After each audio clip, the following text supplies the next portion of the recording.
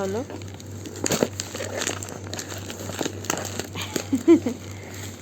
Ji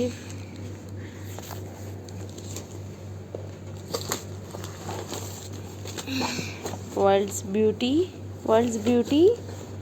for you.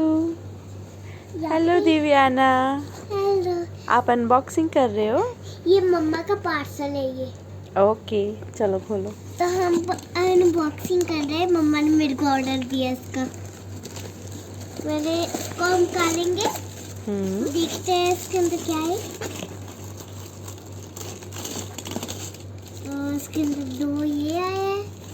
क्या क्या आया है इसके अंदर मुझे नहीं पता क्या है। तो इसको खोल के देख सकते हैं क्या?